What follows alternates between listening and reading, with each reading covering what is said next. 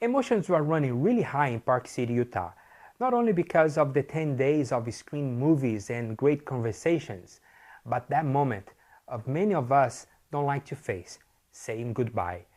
It was the last Sundance in Park City, the next one will be in Boulder, Colorado, and it was the first one without its founder, Robert Redford.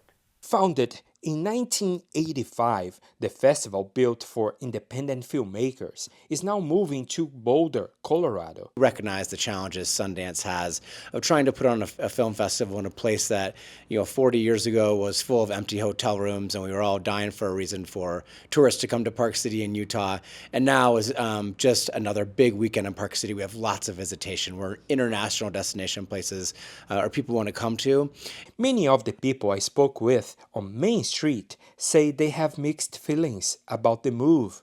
There's a lot of people that don't want it. There's a lot of people that still do want it. And so it kind of depends on which side of the fence you're on. But I kind of think that it would be good to stay here. I think for individual businesses, it's not as big as you might think.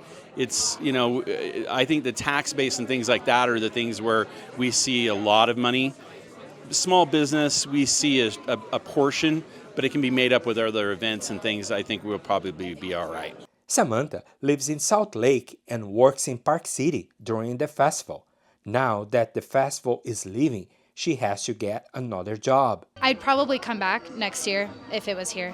So I guess it does then. Yeah, I'm going to find different work to do next year. According to a report by Y2 Analytics, Sundance contributed $132 million to Utah's gross domestic product in 2024 and almost $120 million in a year before.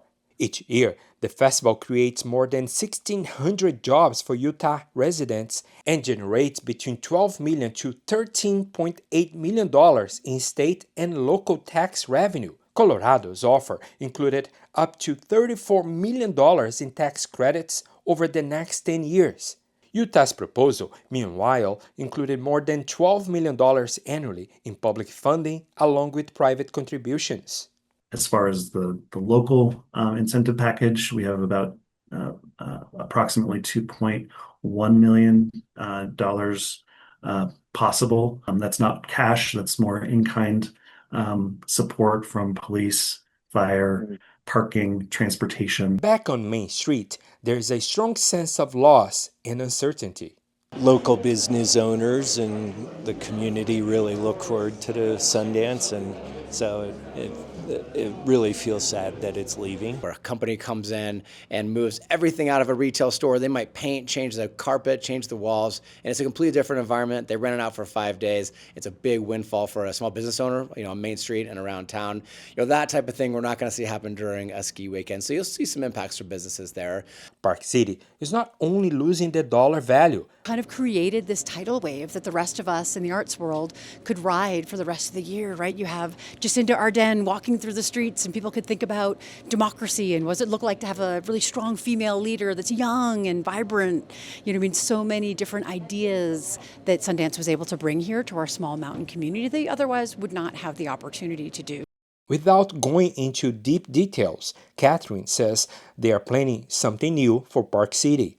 We asked last summer if we could increase that cap, almost doubling it, and they said yes. So we know that we absolutely will be bringing more films in, bringing more of the conversations, the idea sharing that people love about Sundance, the panels, kind of like the hidden gems of the festival. So that's absolutely in the cards. We have nothing to announce yet of what that exactly will look like, but that's absolutely going to be part of it. The sense of community and shared cinema values bring people together. So it feels really good, and it's great to be in Park City and connect with people in other parts of the country. Just the energy at Park City, all the filmmakers that the film festival brings together is amazing, and it feels like we're all like filmmaking family. It's a special feeling, seeing all the filmmakers, and it's so big and humongous. It's like almost overwhelming, but I'm enjoying the space. There is no denying the power of filmmaking. That Boulder becomes the longtime permanent home of the Sundance Film Festival.